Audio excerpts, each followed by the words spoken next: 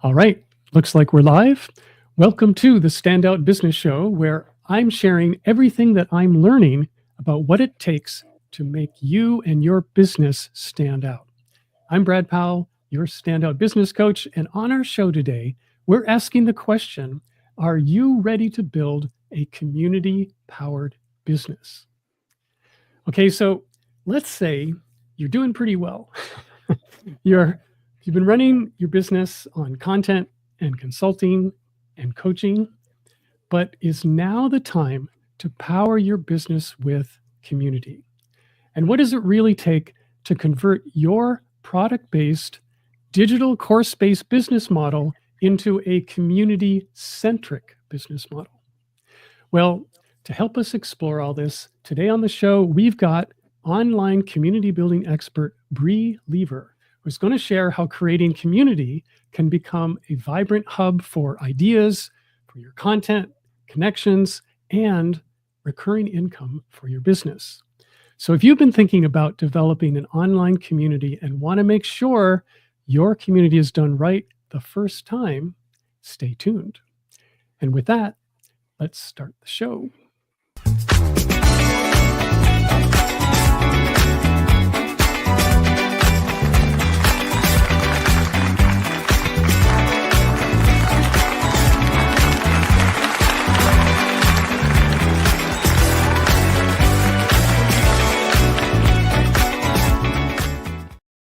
All right, Bri, welcome to the show. Yeah, thank you for having me, Brad. That intro was spotless. I'm going to steal that copy in the transcript from my own website. I couldn't have put it better myself. Go for it. Go for it. Right. That's high praise. Thank you. Well, we aim to please here. And so we're talking about community. And I know, especially now, in the world that we call the new normal, it seems like the sad part about the internet was that even though the big promise was we're all going to get connected, the actual result is that we've actually become way more disconnected because of the amount of time everyone seems to be spending online, and everybody seems to be just staring into these little devices, these phones that we have. And so aside from like the promise of social media and all the stuff that you can do on the various platforms there, it still feels like a very lonely experience. And so I think more than ever, and there's lots of scientific study talking about loneliness as an epidemic. Like, it's a big deal. And I know for myself, like, the older you get, the harder it is to maintain meaningful friendships with people, just simply because of the way our lives have been organized and the way society functions and so on. Like, a lot of the things that we used to do in terms of going bowling with a bowling league or going to church on Sunday, all these things are declining. And so people, just on a general human level, are kind of starving for community. And then I'm going to take all that and say, well, yeah, and by the way, when you're running a business and you're a small business, solo entrepreneur kind of individual, that too is a super lonely proposition and a super lonely way to be in the world. Like, even for myself, like as a podcaster, podcast, this is one of the reasons that I do this, that I get to connect with people. You're calling in all the way from Hawaii. So we get to meet and interact like this, and and people can join us live, and it's community building. It's all part of that. So I want you to speak big picture around how you see and why you see community building for businesses like yours and mine can be so critical and also just so valuable right now. It's so good. I have a couple different thoughts. One, I love the value proposition of I needed more meaningful friendships, so I started a podcast. Right. I think probably every podcaster would relate to that on a very deep level. Yeah, it can be. It can be like one of the most isolating roles and experiences is starting your own business. And the good news is it doesn't have to be. Another thing that you mentioned, we are connected everywhere and we simultaneously belong nowhere. That is our online experience today. And while the internet and particularly social media in particular promised new connections, they failed to create an adequate container where those connections lead to belonging.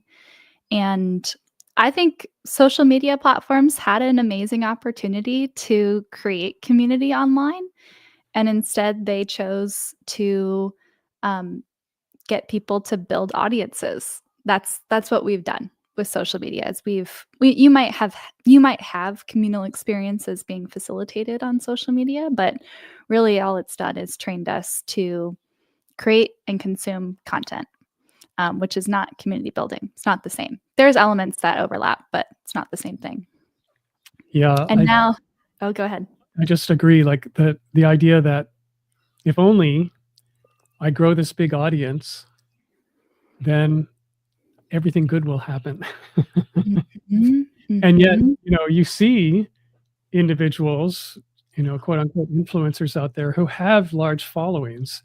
And not only do they not have genuine community, they don't actually have a business that functions very well, because all those followers aren't really paying that much attention, and or they're certainly not even buying things from them, and they have a lot of trouble selling even the most basic product. Yes, because having a big audience doesn't equate to the value that you're providing in a communal environment, especially. And I stand as kind of the anti-example of this. Like I have a very small audience because I'm a community builder. I'm getting better at the audience thing. I wouldn't say I'm getting better at the audience thing. I'm getting better at becoming more visible, at using my voice, at attracting people who resonate with my message and my work. And sometimes that comes in the form of audience building, but I launched my own podcast last year. It's called Dear Bri. And Brad, I launched it to an email list of 600 people. And I've been running a business for 5 years. Like it's like kind of embarrassing. But I had a very robust community strategy, and I'm very tapped in to probably a dozen different communities for community professionals and people who would be interested in the work that I do. And this podcast made it into the top 5% globally and according to Listen Notes. You can look it up if you want to verify. But I was shocked by that. It was like kind of my own personal case study and example to see, like, can I kind of take my own medicine here, and how impactful can this community be? Not only like a paid community that supports my business, which we're going to get to in a second, but actually like leveraging my presence in niche communities over my presence on these social media stages. Yeah, well, it's really interesting. I think where this really applies, and I'd love to get your take on this, is that, and this comes from a previous guest of mine, a woman by the name of Michelle Warner. She talks a lot about relationship marketing, and she outlines this thing called the marketing spectrum. And so that on one end, which is what most people are pitching that we should be doing, it's all traffic-based, high volume-based marketing efforts. And that's what most people are doing when content marketing and social media marketing. It's all meant to reach the highest number of people. But on the other end of the spectrum, and this works really well for anyone who's doing any kind of high value, high ticket service for people, what you need before people come in the door and say, okay, I want to hire you, is you need to build relationship with them so that there's a level of trust where they're able to say, yes, you seem like a good fit for me. And if you're doing high traffic, high volume stuff, that just doesn't achieve that goal. It doesn't solve that problem. And so a lot of the activity that people are so busily doing online right now isn't in alignment with the service that they offer. Mm-hmm. And so what you just described, like launching a podcast to a small group, 600 people on your email list, well, maybe that's exactly the right thing to do. Mm-hmm. Mm-hmm. 100%. Yeah. And it doesn't feel as good, right? Like I'm like, oh, I only have 6. I don't have like the thousands and thousands of likes and the big audience. And I think if we can, but I have to pause and notice that I have been trained to value I have been trained to view that as success. And there's other metrics of success that are more indicative of the actual value I'm creating for people than just my follower count. Yeah. Yeah. Right. Exactly. Well, it's probably really not a very good metric of how you evaluate your self-esteem. Yeah. I am my follower count. Yeah. And if I don't have a follower count, I'm not really worth very much. Yeah. Recommended to no one. Right. Okay. So anyway, I want to dive in kind of more deeply into the whole community building thing. I know you have a thing for the 4 types of communities, which is probably really good information, because when people think about community building, each person probably has their own idea of what that looks like. And a lot of times what they think what it looks like is probably not what will serve them the best. So let's take a look at that. Yeah, I'd love to. So, I'll in a little bit here, I'll show a visual that will help create some context for people. But to start, I just want to start with the kind of 2 differences that I look at. And one is free versus paid. Super simple. So, free communities versus a paid community. And in a free community, the community is designed to support some sort of end product or service. Paid communities, on the other hand, are the product. You're paying to either be in the experience with others or to have access to the other people who are in that community. Now, free communities work really well for brands, organizations that have like SaaS companies are like, especially for the free education centric communities, which we're going to get to in a second. Free communities work really well and support business goals in a myriad of different ways. So I have a series called Community Dissection where I dissected something like 40 different communities. And you'll see, if you even like just take a glimpse, there's so many different ways that a community can be structured to support a business, whether it's product, customer service, customer support. They're not my favorite communities. They feel more like a help forum than anything else, but we'll throw them in there. So there's a lot of different ways that a free community can support your business. Now, for the creator, consultant, coaching business, they saw these free communities and they thought, hey, what if a free community could support my paid services? And so this is really where we saw a lot of people create their like free Facebook group. This is like the age of free Facebook groups. Right. And slowly and not so slowly, they realized like, man, okay, community is like actually a lot of work to do it well. And we have to figure out how to monetize this in order for it to be sustainable for our business, because the nature of community, if it's doing well, is that it's very full and it requires a lot of guidance. And that's where we got into this big conundrum of the freemium model for these consulting and coaching and creator communities, where they have a free layer and then a paid layer. And I'm happy to talk about what actually happens in the freemium model. But the TLDR is it doesn't work like you think it's going to. So then we have our paid communities. And this is really where I love to put our coaches, our consultants, these communities where you have somebody who is either guiding you through an educational experience or creating the container where the connections can happen. So that's free versus paid, but I want to pause there in case you have any reflections. Yeah. Well, it seems to me, I mean, you're pointing to, I think, one of the common pitfalls of people who are doing any kind of community building where in fact, what they do is they open a Facebook group, which is probably one of the simplest forms, or wherever they put it. Maybe they go in, they subscribe to one of these platforms and they put it there, and it's still free, even though you have to pay the subscription to have it be there. And then what they find is this new treadmill that they're on, because first of all, they feel obligated, just like they do for social media, that now I have to create a bunch of content, which is free content, and I need to populate my group platform with all this content. Plus, I also have to prod people, prompt them to say stuff, like to say, it's Monday, you tell me what you're doing this week, and it's Tuesday, let's find out what you did on Tuesday, and things like that.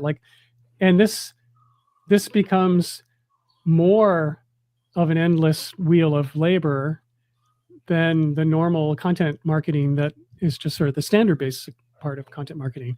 And of course, if your volume, like if you're the typical person who has the 600 person email list and a small little podcast, and you've been posting on LinkedIn and Facebook regularly, and now you've got this content platform of your own that you're also trying to work, it's overwhelming. And if there's only a few dozen people in there, probably not my event is going to go on. So it's kind of like, dead, and nobody responds, and people come in there and look around and say, well, there's nothing going on here, so I'm not going to bother, and they leave. And so their profile on your platform becomes ghostly, And anyway, so there's the observations that I've seen on there.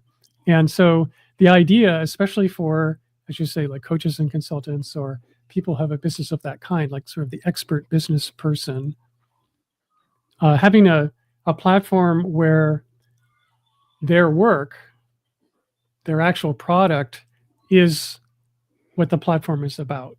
And people are there to pay for and take part in that type of program. Am I getting that right? Yes. Yep. That's exactly it. So it's really the paid communities it's just a better positioning for those types of communities. And I'm really happy to say that it's one of the biggest areas of relief when my clients come to me and they're like, they want to build a community. They see this as integral to what they're doing. And even if it's a paid community, they're like, Bri, I can't feed another content engine. I'm already feeding so many content engines, and now I'm going to have another place where I somehow have to feed people better content and more, how can I do more? And so my words of advice to my clients when they come to me in that position is, we are going to move you from content feeder to facilitator. So this is not about creating more. People don't want more. They're not going to pay for more, but they are going to pay for better, clearer, and more structure to your content. That's for the education-centric communities, which is my next distinction. Education-centric communities versus connection-centric communities.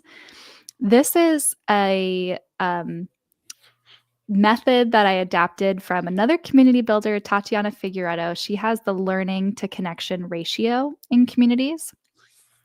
And really all it means is education-centric communities have an intended, guided educational journey for their members. So a lot of accelerators or cohort-based courses would fall into this category. And the paid ones, I call these transformative communities, because we're going from point A to point B. There's a very clear transformation that's happening.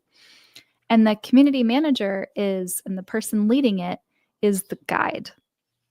Now, these communities are also the most apt and open to new technology, because it's like you're going on a big road trip and you're saying, hey, listen, we're going to go from New York to LA, and this is the vehicle we are riding in. So if you want to go to LA, you're going to get in this vehicle, metaphorically, for community building.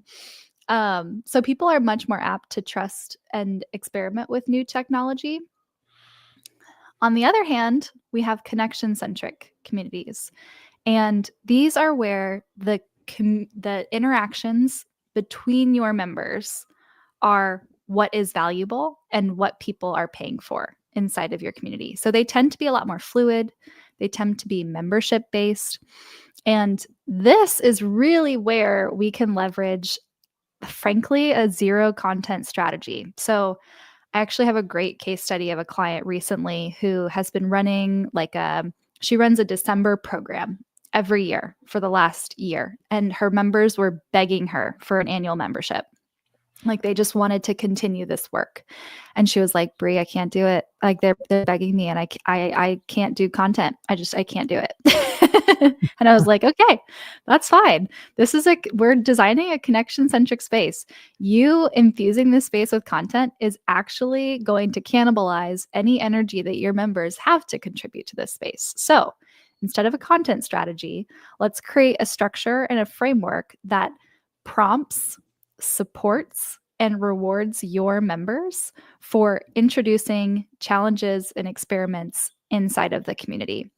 And we launched it and she made over 100K in 1 month and she just had everybody in there for 1 year. It was like they could only join in January and then they did it for a year and with zero content strategy. Like, can you imagine? It's dreamy.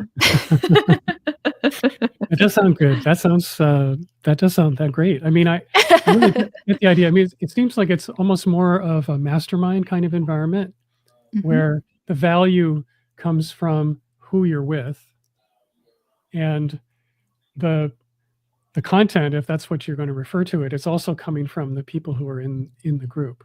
And so you have people, and the more people and the kinds of people who are in there are really bringing the value to the effort.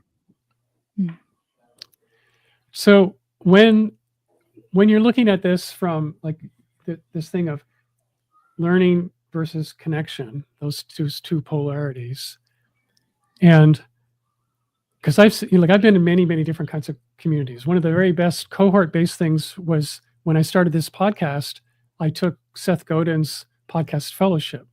And I loved it because for two reasons. One is it was only 8 weeks. And within 8 weeks, it was like, we're all launching our podcast. And so it just made me do it. I've been thinking I should get a podcast going. I've been doing live streaming. Why don't I turn it into a real show? But I hadn't actually done it yet. And so I dove into this program and by the 8 weeks, within the time, probably by the 6th week, I had launched this show. That was how it came to be. But the other thing that happened was while we were in there, every day there was a little, like they'd all pre-recorded this, but there were like a 5-minute lesson exercise to do. So we had an assignment every single day for the 8 weeks, one thing to do. But then part of the assignment was put your work into the cohort and then go visit at least 5 other people and give them feedback on what they've been doing. And so it turned into this huge exchange from all the people in the program. And I was kind of blown away by there was a ton of really creative folks. And I would say practically everyone finished and probably 2/3 did it. Like they actually all launched their show within that time. It was like hugely successful compared to, I think, what happens with a lot of online courses where most people don't ever actually get it done. Yeah. Yes. You can count on 5 hands how many courses you've paid for and not finished, right? So, Brad, you just gave the perfect example and one of my favorite examples of the transformative community. So this is a paid education-centric community experience. Seth Godin's and Akimbo's. So Seth Godin kind of started these programs. He's like the original. I know he's like the marketing guy, but he is the original community guy in my book. And I've done Alt MBA with Seth Godin. I've done the marketing seminar. So you've done the so this is great. We have such a good testimonial. They can swipe it from this episode. But the transformative communities can be such a powerful experience. And could you mind actually pulling up the matrix real quick, and I'll just walk through. Not? Here we go. So just to give people, if you're listening in audio, I'll describe what we're looking at. It's just a graphic, and you can get my full talk where I have like a full free masterclass on this that dives into all of the strengths, all of the challenges with each type of community. But up at the top right, we're looking at education-centric paid community experiences. These are transformative communities where the communal learning is the product. At the top left, we have education-centric free communities. I call these nurturing communities, where the communal learning supports the end product or service. Some great examples of these are the HubSpot community and the Etsy community. On the lower left, we have free connection-centric communities. This is really where all the Facebook groups lived. And while they genuinely struggle to figure their shit out, there's actually some really, really good ones happening. And I call these collaborative communities. So this is where the connections between your members supports the product. And one of my favorite ones that I think everybody should check out is called Lego Ideas. It's the Lego community that supports their product department. And then finally, I know my video is frozen, but I'm going to keep going here. Finally, we have on the bottom right, paid connection-centric communities. These are what I call them networking communities because the connections between your members is the product. So this really kind of will help you get a sense for where, if you're thinking about building a community, you can ask yourself, am I more naturally a teacher or a connector? Is my business, am I introducing a paid one-to-many option, or is this a space that needs to support an end product or service? And when you start there, you can really start to get a glimpse for where your community will start in this diagram. And then as your community matures, a lot of communities actually will check off multiple of these boxes with different programs inside. But for starting out, I highly recommend picking the one that resonates the most with you and supports your business. Yeah, it's really fascinating. Well, there we go. I wanted to go here and then, whoops, go like this. Here we are. We're back. So what I was thinking was when people are thinking like, well, where should I fit into this matrix? And I'm really, on the one hand, clearly you want to follow the path of least resistance. And then on the other hand, you want to also make it truly beneficial for your business goals. And so if someone is sitting down going, well, what I want is to have an arena where I can nurture and retain people over the long term, because I actually think that most businesses, when they're approaching how they're running and their marketing and all that kind of effort, they put way too much attention on, I need to go out and find new people. I need to go look for somebody who's never met me and bring them in. If only I can do that enough, then everything will be fine. Mm-hmm. But they're neglecting the other work, which is that when people have found you, there are really valuable things to do to have them stay with you for the duration. And if you can succeed with that, then all the rest becomes much easier. I mean, talk about Seth Godin. He's always talking about how when if you meet 10 people and they're absolutely raving about what you do, you're done, because they're going to tell and bring all their friends. Mm-hmm. And so if you're able to, in this case, what we're talking about is build a community, and you have a group of people there who are delighted with the process, then that community is going to grow quite naturally, because they're going to talk about it and they're going to bring their friends and invite them. And that community is very organically going to start to thrive. And so this is the kind of thing that when I think about it, how I think about it. And then for me, if all you're doing is doing all of that and it's free, that doesn't pay your rent. And it doesn't, even if you're just the guide, like, it's not valuing the time that you're there to be the host and the facilitator of all this high value activity. So clearly in my mind, it's like, well, you want to have some kind of model where there's revenue involved. And of course, the dream of community is that if it's recurring revenue, then you're building a sustainable, resilient process. So I guess the frame that I want you to look at is like, as people come to you, how do you guide them in that direction to give them, like, when people go, well, I don't know if I'm ready for this, or I might, it seems a little more difficult than I can handle. What are the kinds of things that you ask them or guide them to make the choices so that they can in fact get a place where they've got this thing that's organically growing and it's thriving in terms of producing revenue for their company? Yeah. So I actually have a great resource on community discovery that I can pass along because I think one of the biggest things that you need to do before preparing to launch a community is to interview the people around you and see, like, is there genuine interest? Do you understand the narrative well enough to be able to create the container that's valuable for people? So that's a really big question that you need to do some investigation of the people around you.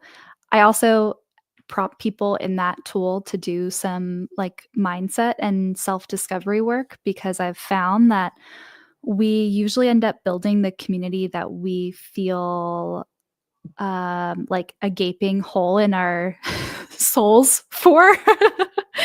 And so it becomes really personal. Like if you think launching a business is hard, like a community is like even more, like a business is so personal and a community is like even more so. So I have a lot of promptings around like, why are you creating this community? Because I found when you launch it, like it's not necessarily bad to derive your motivation for your community from the gap that you see in the world. Like that's a very natural and normal thing. But when you put all of the weight of expectation for your own sense of belonging on the community that you are creating, your community is never going to be able to hold all of that for you. So there's a lot of like mindset, mind, body work that needs to happen as well to really be aligned before you launch. And I know my video is struggling to keep up, but we'll just keep going. So yeah, those are some of the questions. And I had another thought on what you were sharing with the paid versus free, and I just wanted to share. It's a very sad reality of like the especially American capitalistic society that we live in, that we value things when we pay for them. I wish we could value things more when they're free, but I found that in a lot of ways, a free community can tend to be a disservice to your members because it doesn't posture them in a way that they are going to show up in a way that's meaningful for them and their other members, which in other environments, like in a course, right? If somebody pays for your course and then doesn't show up, that's just a bummer for them. Like they didn't get the information, they didn't put it into action. It's like it doesn't affect anybody else's experience.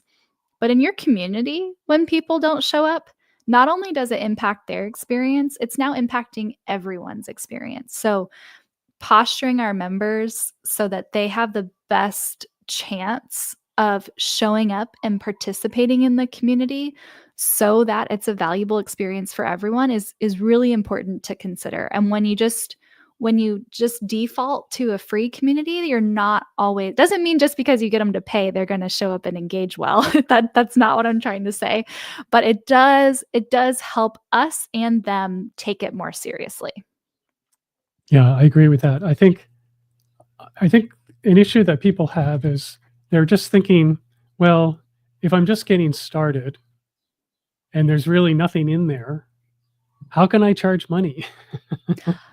Yes.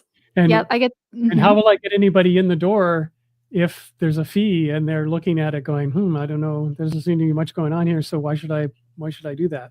Like, how do they create the impression of value for something that is in a fairly beta stage? Yes, this is a great question. I get this all the time. I want to do a like follow-up podcast episode to this question exactly. So maybe I'll have you write a Dear Bri anonymous letter for me, Brad. But so I actually have a great podcast episode about this on Dear Bri. Lily, thank you. Sorry, my dog's just being a little guard dog. And in this episode, I'm talking to Mortaza Bambat, the founder of Heartbeat. And there's a couple like just creative tricks that you can do in your launch plan. Whoa! I'm so sorry. It's okay. Everybody gets to hear my dog. Thank you. Come here. So there's a couple just like easy tweaks you can make to your launch plan that make that make it so much more, you can be so much more confident in your launch. And the quickest, easiest one that I'll share is when you're going to launch, you pre-sell tickets to your community. So you can pick a date with a reasonable runway for you to get the word out. And this allows you to start collecting interest, but not in the form of a free like email wait list. Like we're getting people's payment secured in the form of a pre-sale ticket. And then they'll join the community on said date when it opens. And it's usually great to also stop. Thank you. It's usually advised to also combine that launch with like a big kickoff event. So you're bringing everybody in at the same time, right? Because if you have like your launch month and people are trickling in one at a time, it's kind of like the first person who shows up to the party like an hour early and they're like, oh God, no one's here. This was a terrible mistake. Like that's the moment we want to avoid. So the really easy way to do that is just like saying we're all going to open the door and walk through the door at the same time. Yeah, I like that. Let's have a big party where everybody's invited and they all show up at the same moment. Yeah. That sounds really good. Much better than arriving an hour early accidentally. Well, as we've been talking about this, actually, I have more questions now than I had 20 minutes ago. And we could talk about this for quite a long time. I just think that this is a great topic and a great thing for a lot of people to be considering as a means by which that they can really, create a meaningful gathering place for the people that they're serving. Because especially, like if you're involved with working with people one-on-one, that's cool. I love working with people one-on-one. I have my favorite clients are my one-on-one clients. They are the very best. And any of my That's only because you don't have a community yet, Brad. I'm just kidding. I'm just saying that anyone who's listening who's my favorite, you know who you are. You're an absolute best. And yet it's, they don't actually know each other. Like they don't know what would be so cool if they did know each other. And especially in the work that I do, like people are making video and the video is very visual and it gets out there. And so you can easily imagine a community of people who are all producing video where they're cheering one another on and or in a very positive way, giving people helpful information around this was great. And we'd love to hear you do that kind of thing, because we know that you know more about that and than anybody else. And that's what we'd love to see more of. And when people get that kind of feedback, it's just super helpful. It helps open them up. And so anyway, that kind of thing. And this is my business, just one example of that kind of thing. Yeah. No, you hit on so many good points. Teaching people how to give good feedback is an art. Mm-hmm. And it's something that the Akimbo organization and Seth Godin nailed. And I think it's like probably one of the main reasons that they have been so successful is because they actually in the onboarding process took a very long time and very deliberate approach to teaching people how to interact and give good feedback to each other. And the other thing I'll add, Brad, I kind of look at it two ways. So way back when I first started my business, I was describing my value proposition to a friend, actually from Alt MBA. And she said, oh, so there's 3 ways that you can make money in a business. You can find new customers, you can engage your repeat customers, or you can increase your prices. And she was like, and you do the first 2. You engage repeat customers so that they find new customers for you. I was like, oh my God, that's brilliant. So that's how the community thing works, right? Secondly, for people offering one-on-one services, you hit a point, usually after 2 or 3 years, where if you want to keep growing, and some people don't, but a lot of us do, we got lifestyles to maintain. And if that's you, you reach a point where you're like, okay, well, to grow, I either have to, because usually for a solopreneur, like scaling, if they don't want to scale their business and become like an agency, they can either increase their prices and bring on more high ticket clients, or they can introduce a one-to-many offer.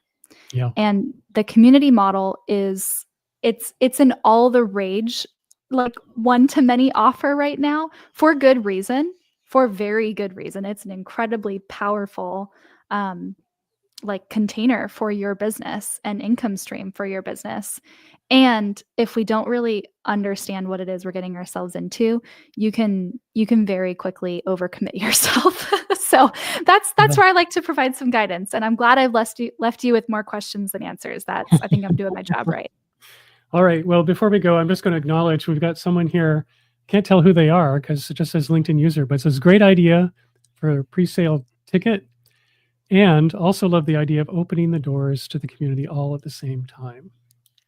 All right. And shout out to Joe Huber. I interact with Joe on LinkedIn, saw one of his comments too. Bri Leever talks, I listen. That's so great. All right. Well, Bri, this has been really cool conversation. Thanks so much for coming on. If people want to connect with you and learn more, what's the best way for them to do that? Yeah. The only social media you'll find me on is LinkedIn. So that's a good place to connect. I enjoy posting there. My newsletter has like the monthly roundup twice a month. Sometimes we'll go into once a week when we're doing a Dear Bri podcast season release. And the best way, if you're intrigued, you're community curious, but you're kind of hesitant or if you're in the place with more questions than answers at this point, you've gotta go binge Dear Bri season 1. It's 12 episodes. It'll speak to exactly where you're at. And it's an advice column for community conundrums, fiascos, and drama. So it's like wildly entertaining too, because the craziest shit happens in communities. All right. All right. Well, that's great. I'll make sure that links to all your stuff are in the show notes.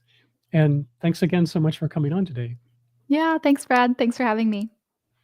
Yeah. And for everyone listening at the end, I just want to remind you that if you'd like to go and get the entire archive of the Standout Business Show, just go to standoutbusiness.show. It's all there, all the audio, all the video, and all the extra stuff that I put in there just for listeners. And we normally go live on Tuesdays at 11 a.m. Eastern Time. So until the next time, so long.